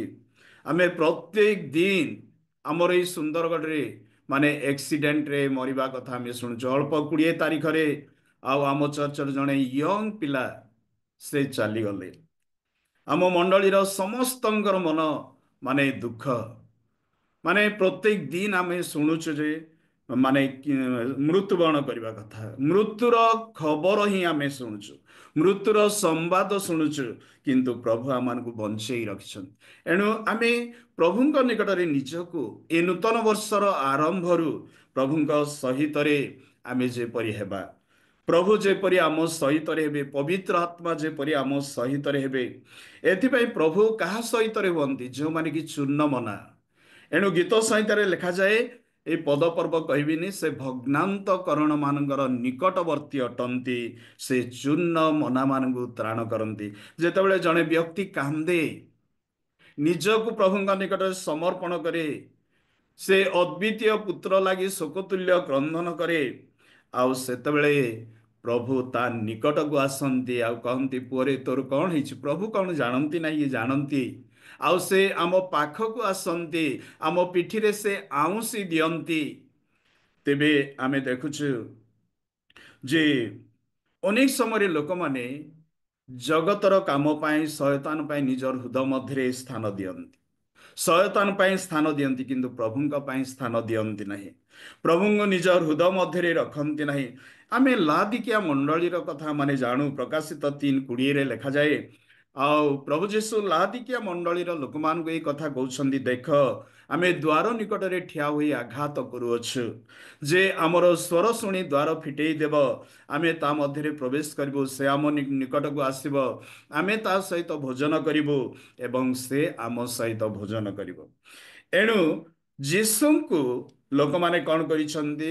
ବାହାରେ ରଖିଦେଇଛନ୍ତି। ଲାଦିକିଆ ମଣ୍ଡଳୀର ଲୋକମାନେ ଜଗତର ଧନ ସମ୍ପତ୍ତିକୁ, ଟଙ୍କା ସୁନା ରୂପାକୁ ଘର ଭିତରେ ଭରିଛନ୍ତି, କିନ୍ତୁ ଯୀଶୁଙ୍କୁ ସେମାନେ ବାହାରେ ରଖିଦେଇଛନ୍ତି। ଯୀଶୁଙ୍କୁ ସେମାନେ ବାହାରେ ରଖିଦେଇଛନ୍ତି। ଏଣୁ ଯୀଶୁ କହିଲେ, ଦେଖ ଆମେ ଦ୍ୱାର ନିକଟରେ ଠିଆ ହୋଇ ଆଘାତ କରୁଅଛୁ, ଯେ ଆମର ସ୍ୱର ଶୁଣି ଦ୍ୱାର ଫିଟେଇ ଦେବ, ଆମେ ତା ମଧ୍ୟରେ ପ୍ରବେଶ କରିବୁ, ତା ପାଖକୁ ଯିବୁ, ସେ ଆମ ସହିତ ଭୋଜନ କରିବ, ଆମେ ତା ସହିତ ଭୋଜନ କରିବୁ। ଏଣୁ ଯେଉଁମାନେ ହୃଦୟ ରୂପ ଦ୍ୱାରକୁ ଖୋଲି ଦିଅନ୍ତି, ଆଉ ପ୍ରଭୁ ଯୀଶୁ ଆମମାନଙ୍କ ନିକଟକୁ ଆସନ୍ତି, ଆମେ ଯେତେବେଳେ ଆମ ହୃଦୟ ରୂପ ଦ୍ୱାରକୁ ଖୋଲିଦେଉ ପ୍ରଭୁଙ୍କ ପାଇଁ, ଏଣୁ ଜଣେ ବିଶ୍ୱାସୀ ଅବିଶ୍ୱାସୀ ସହିତ ତାର କୌଣସି ସମ୍ପର୍କ ନଥାଏ, ଅନ୍ଧକାର ସହିତ ଜଣେ ବିଶ୍ୱାସୀର କୌଣସି ସମ୍ପର୍କ ନଥାଏ। ତେବେ ବାକ୍ୟରେ ଆମେ ଦେଖିବାକୁ ପାରୁଛୁ ଯେ ତୁମେ ସେମାନଙ୍କ ମଧ୍ୟରୁ, 2 କରନ୍ତି 6:14-18 ଯାଇ ଲେଖାଯାଏ, ତୁମେ ସେମାନଙ୍କ ମଧ୍ୟରୁ ବାହାରି ଆସ, ଅଶୁଚି ପଦାର୍ଥ ତୁମେ ସ୍ପର୍ଶ କର ନାହିଁ, ଆମେ ତୁମ ମଧ୍ୟରେ ବାସ କରିବା, ଆମେ ତୁମ ମଧ୍ୟରେ ଗମନାଗମନ କରିବା। ଯେତେବେଳେ ଜଣେ ବ୍ୟକ୍ତି ଜଗତର ସମସ୍ତ ଅଶୁଚିତାରୁ ନିଜକୁ ପୃଥକ କରେ, ଆଉ ସେତେବେଳେ ପ୍ରଭୁ କ'ଣ କରନ୍ତି? ଆମମାନଙ୍କ ମଧ୍ୟକୁ ଆସନ୍ତି। ଯେତେବେଳେ ନିଜକୁ ପବିତ୍ର ଆମେ କରୁ, ଏଣୁ ଈଶ୍ୱର ପବିତ୍ର, ପ୍ରଭୁ ଯୀଶୁ ଖ୍ରୀଷ୍ଟ ପବିତ୍ର, ପବିତ୍ର ଆତ୍ମା ପବିତ୍ର। ଏଣୁ ଯେଉଁମାନେ ନିଜ ହୃଦୟକୁ ପବିତ୍ର କରନ୍ତି, ପ୍ରଭୁ ସେମାନଙ୍କ ନିକଟକୁ ଆସନ୍ତି। ଏଣୁ ବାକ୍ୟରେ ଲେଖାଯାଏ, କାରଣ ଆମମାନେ ଜୀବିତ ଈଶ୍ୱରଙ୍କର ମନ୍ଦିର ଅଟୁ। ଆମମାନଙ୍କର ହୃଦୟ ଜୀବିତ ଈଶ୍ୱରଙ୍କର ମନ୍ଦିର। ଏ ମନ୍ଦିର କଥା କହେ, ଏ ମନ୍ଦିର ଚାଲେ, ଏ ମନ୍ଦିର ଈଶ୍ୱରଙ୍କର ପ୍ରଶଂସା କରେ।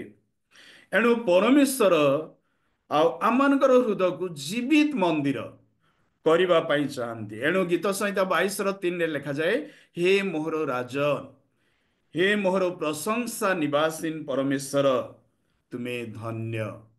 ଏଣୁ ଦାଉଦ କହନ୍ତି, ହେ ମୋହର ରାଜନ, ହେ ମୋହର ରାଜା, ଆଉ ହେ ମୋହର ପ୍ରଶଂସା ନିବାସିନ, ପରମେଶ୍ୱର ପ୍ରଶଂସା ମଧ୍ୟରେ ବାସ କରନ୍ତି। ଯେତେବେଳେ ଯୀଶୁ 2000 ବର୍ଷ ତଳେ ଜଗତରେ ଥିଲେ, ଆଉ ସେତେବେଳେ ସେ କଫରନାହମର ଗୋଟିଏ ଗୃହରେ ପ୍ରବେଶ କଲେ, ଆଉ ଲେଖାଯାଏ ସେ ଗୃହରେ ଯେତେବେଳେ ଯୀଶୁ ଅଛନ୍ତି ବୋଲି ଗୋଟେ ଜନରବ ହେଲା, ମାର୍କ 2:1 ଜନରବ ହେଲା, ସେତେବେଳେ ଏତେ ଲୋକ ଭିଡ଼ ହେଲେ ଯେ ଆଉ ପାଦ ରଖିବା ପାଇଁ ସ୍ଥାନ ରହିଲା ନାହିଁ। ମୋର ପ୍ରିୟ ପ୍ରଭୁଙ୍କର ଲୋକମାନେ, ସେ ଗୃହରେ ଅଛନ୍ତି ବୋଲି ଗୋଟେ ଜନରବ ହେଲା। କିଏ? ପ୍ରଭୁ ଯୀଶୁ ଖ୍ରୀଷ୍ଟ। ଆଜି ବି ମାନେ ଲୋକମାନେ ଦେଖନ୍ତି, ଆମର ପରିବାରକୁ ଦେଖନ୍ତି, ଆମମାନଙ୍କର ଜୀବନକୁ ଦେଖନ୍ତି, ଆଉ ଅନେକ ସମୟରେ ଲୋକମାନେ କେବେ ମିଶି ନଥିଲେ ବି ବେଳେ ବେଳେ ଲୋକମାନେ କହନ୍ତି ଆପଣ କ'ଣ ଖ୍ରୀଷ୍ଟିଆନ, ଆପଣ ମାନେ କ'ଣ ଖ୍ରୀଷ୍ଟିଆନ, ମାନେ ସେତେବେଳେ ମାନେ ମୋ ହୃଦୟ ଆନନ୍ଦରେ ଭରି ଉଠେ। ଅନ୍ୟ ସମ୍ପ୍ରଦାୟର ଲୋକମାନେ, ବଡ଼ ବଡ଼ ବ୍ୟକ୍ତିମାନେ, ସେମାନେ କହନ୍ତି, ମୁଁ ବେଳେ ବେଳେ ପ୍ରଶ୍ନ କରେ ଆପଣ ମାନେ କେମିତି ଜାଣିଲେ ଆମେ ଖ୍ରୀଷ୍ଟିଆନ ବୋଲି? ନାଇଁ ନାଇଁ, ଆପଣଙ୍କର କଥାବାର୍ତ୍ତା, ଆପଣଙ୍କର ଆଉ ମାନେ ବ୍ୟବହାର, ଆପଣଙ୍କର ଡ୍ରେସକୁ ଦେଖିଲେ ଆପଣ ମାନେ ଖ୍ରୀଷ୍ଟିଆନ ଭଳି ଜଣାପଡ଼ନ୍ତି। ଏଣୁ ଅନ୍ୟମାନେ ଅନେକ ସମୟରେ ଆମମାନଙ୍କୁ ଦେଖନ୍ତି, ଅନ୍ୟମାନେ ଅନେକ ସମୟରେ ଆମକୁ ଦେଖନ୍ତି ଆମ ଜୀବନରେ କିଏ ଅଛନ୍ତି। ଲୋକମାନେ ଅନେକ ସମୟରେ ଆମ ଜୀବନରେ ଯୀଶୁଙ୍କୁ ଦେଖନ୍ତି। ତେବେ ଏ ନୂତନ ବର୍ଷରେ ଆମମାନେ ପ୍ରଭୁଙ୍କ ନିକଟରେ ଆଉ ନିଜକୁ ଆମମାନେ ସମସ୍ତେ ସମର୍ପଣ କରି ସାରିଛୁ। ଏ ବାକ୍ୟକୁ କେବଳ ମନେ ପକାଇ ଦେବା ପାଇଁ ଚାହେଁ। 2000 ବର୍ଷ ତଳେ ଯୀଶୁଖ୍ରୀଷ୍ଟ ଯେତେବେଳେ ଜଗତରେ ଥିଲେ, ଆଉ ଲୁକ ତାର 2 ଅଧ୍ୟାୟ 41ରୁ 46 ଯାଏ, ଆଉ ସେମାନେ ରୀତି ଅନୁସାରେ ନିସ୍ତାର ପର୍ବ ପାଳନ କରିବା ପାଇଁ ଜେରୁସାଲାମ ମନ୍ଦିରକୁ ଗଲେ। ପର୍ବ ସେମାନେ ପାଳନ କଲେ। ପର୍ବ ପାଳନ କଲା ପରେ ଆମମାନେ ଦେଖୁଛୁ ଯେ ସେମାନେ ଯୋସେଫ ମରିୟମ ଯୀଶୁଙ୍କୁ ମନ୍ଦିରରେ ଛାଡ଼ିକି ହିଁ ସେମାନେ ନାଜରିତାକୁ ବାହୁଡ଼ିକି ଯାଉଛନ୍ତି। ଏ ବିଷୟ ଆମେ ସମସ୍ତେ ଭଲ ଭାବରେ ଜାଣୁ। ହେଲେ ପର୍ବ ପାଳନ କରିବା ପାଇଁ ଯୀଶୁଙ୍କୁ ନେଇକି ଗଲେ, କିନ୍ତୁ ପର୍ବ ସମାପ୍ତ ପରେ ସେମାନେ ଯୀଶୁଙ୍କୁ ଛାଡ଼ିକି ଚାଲିଗଲେ। ବଡ଼ଦିନ ସମୟରେ ଲୋକମାନେ ଯୀଶୁଙ୍କୁ ପାଖରେ ରଖନ୍ତି। ନୂଆ ବର୍ଷ ପାଳନ ସମୟରେ ଯୀଶୁଙ୍କୁ ଲୋକମାନେ ପାଖରେ ରଖନ୍ତି, ଆନନ୍ଦର ସହିତ ପର୍ବ ପାଳନ କରନ୍ତି। ପର୍ବ ସରିଗଲା ପରେ ଯୀଶୁଙ୍କୁ ବେଳେ ବେଳେ ଲୋକମାନେ ଛାଡ଼ି ଦିଅନ୍ତି। ଏଣୁ ପ୍ରଥମ ବିଷୟ ଆମେ ଦେଖୁଛୁ, ପର୍ବ ସମୟରେ ବାପା ମା ସେମାନେ ଯୀଶୁଙ୍କ ସହିତରେ ଥିଲେ, ଯୀଶୁଙ୍କୁ ନେଇକି ପର୍ବ ପାଳନ କଲେ। କିନ୍ତୁ ଯେତେବେଳେ ସେମାନେ ପର୍ବ ସମାପ୍ତ କଲେ, ଆଉ ଯୀଶୁଙ୍କୁ ମନ୍ଦିରରେ ଛାଡ଼ି ଦେଇକି ସେମାନେ ଚାଲି ଯାଉଛନ୍ତି। ବାକ୍ୟରେ ଆମେ ଦେଖିବାକୁ ପାରୁଛୁ ସେମାନେ ଗୋଟିଏ ଦିନର ପଥ ଗଲେ, ଗୋଟିଏ ଦିନର ପଥ ଗଲେ, ଆଉ ସେମାନେ ପରସ୍ପର ମଧ୍ୟରେ କଥାବାର୍ତ୍ତା କରୁଛନ୍ତି। କିଏ? ଯୋସେଫ ମରିୟମ। ଆଉ ମରିୟମ ପଚାରିଥିବେ ଯୀଶୁ କାହିଁ? ଯୋସେଫ ବି ପଚାରିଥିବେ ମରିୟମ ଯୀଶୁ କାହିଁ? ଯୀଶୁ କୁଆଡ଼େ ଗଲେ? ତାପରେ ସେମାନେ ଖୋଜିବା ଆରମ୍ଭ କଲେ। ଗୋଟିଏ ଦିନ ପରେ ସେମାନେ ଖୋଜିବା ଆରମ୍ଭ କଲେ। ଆଉ ସେମାନେ ତାଙ୍କର ବନ୍ଧୁମାନଙ୍କୁ ପଚାରିଲେ, ଯୀଶୁ ତୁମମାନଙ୍କ ପାଖରେ ଅଛନ୍ତି? ସେମାନେ କହିଲେ ନାହିଁ। ଆତ୍ମୀୟ ପରିଚିତ ଲୋକମାନଙ୍କୁ ପଚାରିଲେ, ଯୀଶୁ ତୁମ ସଙ୍ଗରେ ଅଛନ୍ତି କି? ସେମାନେ କହିଲେ ନାହିଁ। ସେମାନେ ପୁନର୍ବାର ଖୋଜୁ ଖୋଜୁ ସେମାନେ କ'ଣ କଲେ? ପୁନର୍ବାର ଜେରୁସାଲାମ ମନ୍ଦିରକୁ ଆସିଲେ। ଆମେ ଜେରୁସାଲାମ ମନ୍ଦିରରେ ହିଁ ତାଙ୍କୁ ଛାଡ଼ି ଦେଇଛୁ, ଆମେ ଯିବା ପୁନର୍ବାର। ତେବେ ଆମେ ଦେଖୁଛୁ ସେମାନେ ଆସିଲେ 3 ଦିନ ପରେ ସେମାନେ ଯୀଶୁଙ୍କର ଦେଖା ପାଇଲେ। ସେମାନେ ଖୋଜି ଖୋଜି, ଆଉ ଯୀଶୁ ଯେଉଁ ସ୍ଥାନରେ ଥିବା କଥା ସେଇ ସ୍ଥାନରେ ଅଛନ୍ତି, ସେ କୁଆଡ଼େ ଯାଇନାହାନ୍ତି। ପଣ୍ଡିତ ମାନଙ୍କ ସହିତ ସେ କଥାବାର୍ତ୍ତା କରୁଛନ୍ତି। ଆଉ 12 ବର୍ଷ ବୟସରେ ଆଉ ଯୀଶୁଙ୍କର କଥାବାର୍ତ୍ତାରେ ପଣ୍ଡିତ ମାନେ ଆଶ୍ଚର୍ଯ୍ୟ ହେଲେ, ସେମାନେ ଚମତ୍କୃତ ହେଲେ। ଏତେ ଛୋଟିଆ ପିଲା, ଏ ଟୋକାଟା ଏତେ କଥା କେମିତି ଜାଣେ? ପ୍ରକୃତରେ ପ୍ରଭୁ ଯୀଶୁ ଖ୍ରୀଷ୍ଟ ମହାନ। ତାଙ୍କର ଜନ୍ମ ପବିତ୍ର ଆତ୍ମାଙ୍କ ଦ୍ୱାରା ଜନ୍ମ ହେଇଥିଲେ। ସେ କୌଣସି ସ୍କୁଲକୁ ଯାଇନଥିଲେ, କୌଣସି କଲେଜରେ ପଢ଼ିନଥିଲେ, କିନ୍ତୁ ଯୀଶୁ ସେ ପବିତ୍ର ଆତ୍ମାଙ୍କ ଦ୍ୱାରା ସେ କଲେଜର ଲେକ୍ଚରର ମାନଙ୍କୁ, ପଣ୍ଡିତ ମାନଙ୍କୁ ମଧ୍ୟ ସେ ଶିକ୍ଷା ଦେଇ ପାରିବେ। ତେବେ ଆମେ ବାକ୍ୟ ମଧ୍ୟ ଦେଇ ଦେଖୁଛୁ ଯେ ପର୍ବ ସମୟରେ ଏମାନେ ଯୀଶୁଙ୍କୁ ନେଇ ପର୍ବ ପାଳନ କଲେ। ପର୍ବ ସରିଗଲା ପରେ ଏମାନେ ଯୀଶୁଙ୍କୁ ଛାଡ଼ିକି ଚାଲିଗଲେ। ତେବେ ସେମାନେ ନିଜ ବନ୍ଧୁମାନଙ୍କୁ ପଚାରିଲେ, ନିଜର ଆତ୍ମୀୟ ମାନଙ୍କୁ ପଚାରିଲେ, ତୁମ ପାଖରେ ଯୀଶୁ ଅଛନ୍ତି କି? ତୁମ ସହିତରେ ଅଛନ୍ତି କି? ସେମାନେ କହିଲେ ନା। କାହା ପାଖରେ ଯୀଶୁ ନଥିଲେ? ଯୋସେଫ ମରିୟମ ପାଖରେ ନଥିଲେ, କି ଅବା ତାଙ୍କର ଆତ୍ମୀୟ ସ୍ୱଜନ ପରିଚିତ ମାନଙ୍କ ପାଖରେ ଯୀଶୁ ନଥିଲେ। ତେବେ ଆମେ ଦେଖୁଛୁ ସେମାନେ ପୁନର୍ବାର ମନେ ପକେଇ ମନ୍ଦିରରେ ହିଁ ସେ ରହିଯାଇଥିବେ। ପୁନର୍ବାର ମନ୍ଦିରକୁ ଆସିଲେ, ଆଉ ଯୀଶୁ ମନ୍ଦିରରେ ହିଁ ଥିଲେ। କାରଣ ଯୀଶୁ କହିଲେ, ମୋର ପିତାଙ୍କ ଗୃହରେ ରହିବା ମୋର କ'ଣ କର୍ତ୍ତବ୍ୟ ନାହିଁ? ତୁମାନେ କାହିଁକି ମୋତେ ଖୋଜୁଥିଲ? ମୋର ପ୍ରିୟ ପ୍ରଭୁଙ୍କର ଲୋକମାନେ, ଆଉ ଏଇ ସ୍ଥାନରେ ଏ ବାକ୍ୟ ଆମମାନଙ୍କୁ ଏଇ କଥା କହେ ଯେ ପର୍ବ ସମୟରେ ଲୋକମାନେ ଯୀଶୁଙ୍କୁ ନେଇ ପର୍ବ ପାଳନ କରନ୍ତି। ନୂତନ ବର୍ଷରେ ମଧ୍ୟ ଯୀଶୁଙ୍କୁ ନେଇ ନୂତନ ବର୍ଷ ପାଳନ କରନ୍ତି। ପର୍ବ ସରିଗଲା ପରେ ଯୀଶୁ କିଏ, ଆମେ କିଏ, ବେଳେବେଳେ ଯୀଶୁଙ୍କୁ ଲୋକମାନେ କ'ଣ କରନ୍ତି? ପରିତ୍ୟାଗ କରନ୍ତି। ଏଣୁ ଯୀଶୁଖ୍ରୀଷ୍ଟଙ୍କର ଜନ୍ମ ଆମ ଉଦ୍ଦେଶ୍ୟ, ଆମ ସହିତରେ ହେବା ପାଇଁ ସେ କ'ଣ ହେଇଥିଲେ? ଆଉ ଜନ୍ମଗ୍ରହଣ କରିଥିଲେ। ଯେତେବେଳେ ସେ ଶିଷ୍ୟମାନଙ୍କୁ ମନୋନୀତ କଲେ, ମାର୍କ 3:14 ଲେଖାଯାଏ, ଆଉ ସେ ଶିଷ୍ୟ ଗୋଟେ ପର୍ବତ ଉପରକୁ ଗଲା ପରେ ସେ ପର୍ବତ ଉପରେ ଉପବେଶନ କଲେ ଏବଂ ଶିଷ୍ୟମାନଙ୍କୁ ଡାକିଲେ। ବାକ୍ୟରେ ଗୋଟେ ସୁନ୍ଦର କଥା ଲେଖାଯାଏ, ସେମାନେ ଯେପରି ତାଙ୍କ ସଙ୍ଗରେ ରହିବେ। ଯୀଶୁ ଶିଷ୍ୟମାନଙ୍କୁ ଡାକିବାର ଉଦ୍ଦେଶ୍ୟ, ସେମାନେ ଯେପରି ଯୀଶୁଙ୍କ ସଙ୍ଗରେ ରହିବେ। ଯଦି ଆମମାନେ ଦେଖିବା, ଆଜି ଆମମାନଙ୍କୁ ପ୍ରଭୁ ଯୀଶୁ ଡାକିଛନ୍ତି, ଆମମାନେ ଯେପରି ତାଙ୍କ ସଙ୍ଗରେ ରହିବା, ଆମମାନେ ଯେପରି ତାଙ୍କ ସଙ୍ଗରେ ଆମମାନେ ରହିବା। ପ୍ରଭୁ ଚାହାନ୍ତି, ମୁଁ ଯେଉଁମାନଙ୍କୁ ଡାକିଛି, ମୁଁ ଯେଉଁମାନଙ୍କୁ ମନୋନୀତ କରିଛି, ସେମାନେ ମୋ ସଙ୍ଗରେ ରୁହନ୍ତୁ, ମୋ ସହିତରେ ହୁଅନ୍ତୁ। ଏଣୁ ବାଇବଲ ଆମମାନଙ୍କୁ କହେ, ଅତି ସୁନ୍ଦର ଭାବରେ, ପ୍ରାଞ୍ଜଳ ଭାବରେ କହେ, ମୋ ଠାରେ ରୁହ, ସେଥିରେ ମୁଁ ତୁମାନଙ୍କ ଠାରେ ରହିବି। ଆମେ ତାଙ୍କଠାରେ ରହିଲେ ସେ ଆମଠାରେ ରହିବେ। ଯେତେବେଳେ ଇସ୍ରାଏଲ ଲୋକମାନେ ଆଉ ମିଶର ଠାରୁ କିଣାଣ ଦେଶ ଉଦ୍ଦେଶ୍ୟରେ ଯାତ୍ରା କରୁଥିଲେ, ଯାତ୍ରା 33:1ରୁ ଯଦି ଆମେ 15 ଯାଇ ଦେଖିବା, ଆଉ ସେଇଠି ଗୋଟେ ବିଶେଷ କଥା ଲେଖାଯାଏ। କ'ଣ ଲେଖାଯାଏ? ନା ପ୍ରଭୁ ମୋଶାଙ୍କୁ କହିଲେ, କ'ଣ କହିଲେ? ଦେଖ, ଆମେ ତୁମ ସହିତରେ ଗମନ କରିବା ନାହିଁ, ଆମେ ତୁମ ସଙ୍ଗରେ ଗମନ କରିବା ନାହିଁ। ଯଦି ମୁଁ ତୁମ ସଙ୍ଗରେ ଗମନ କରିବି, ପଥ ମଧ୍ୟରେ ମୁଁ ତୁମକୁ ସଂହାର କରିବି, କାରଣ ତୁମେ ଶକ୍ତ ଗ୍ରୀବ ଲୋକମାନେ। ପରମେଶ୍ୱର ମୋଶାଙ୍କୁ କହିଲେ, ମୁଁ ଇସ୍ରାଏଲ ଲୋକମାନଙ୍କ ସହିତ ଗମନ କରିବି ନାହିଁ। ଯଦିଓ ପ୍ରଭୁ ବାହାର କରିକି ଆଣିଲେ, କାରଣ ପଥ ମଧ୍ୟରେ ଦେଖିଲେ ଯେ ସେମାନେ ଶକ୍ତ ଗ୍ରୀବ ଲୋକ, ସେମାନେ ନିଜର ଇଚ୍ଛା ଅନୁସାରେ ସେମାନେ ଜୀବନ କାଟୁଥିଲେ, ନିଜର ଇଚ୍ଛା ଅନୁସାରେ କର୍ମ କରୁଥିଲେ। ଏଣୁ ପ୍ରଭୁ କହିଲେ, ମୁଁ ତୁମ ସଙ୍ଗରେ ଗମନ କରିବି ନାହିଁ, ମୁଁ ତୁମ ସହିତରେ ଇମାନୁଏଲ ପରମେଶ୍ୱର ହେବି ନାହିଁ, କାରଣ ତୁମେ ଶକ୍ତ ଗ୍ରୀବ ଲୋକ। ବାକ୍ୟ ଆମମାନଙ୍କୁ କହେ, ପରମେଶ୍ୱର ବା ପ୍ରଭୁ ଯୀଶୁ ଖ୍ରୀଷ୍ଟ ବା ପବିତ୍ର ଆତ୍ମା ଶକ୍ତ ଗ୍ରୀବ ଲୋକମାନଙ୍କ ସହିତ ଗମନ କରିବେ ନାହିଁ। ପବିତ୍ର ଆତ୍ମା ଶକ୍ତ ଗ୍ରୀବ ଲୋକମାନଙ୍କର ସହିତରେ ଇମାନୁଏଲ ହେବେ ନାହିଁ, କେବଳ ଚୂର୍ଣ୍ଣମନା ନମ୍ର ଲୋକମାନଙ୍କ ସଙ୍ଗରେ ହେବେ। ଯେଉଁମାନେ ନୂତନ ବର୍ଷର ପ୍ରଥମ ପାହଚରେ ନିଜକୁ ନମ୍ର କରିବେ, ପ୍ରଭୁ ସେମାନଙ୍କର ସହିତରେ ହେବେ। ଯେଉଁମାନେ କି କାନ୍ଦିବେ, ପ୍ରଭୁ ସେମାନଙ୍କର ସହିତରେ ହେବେ।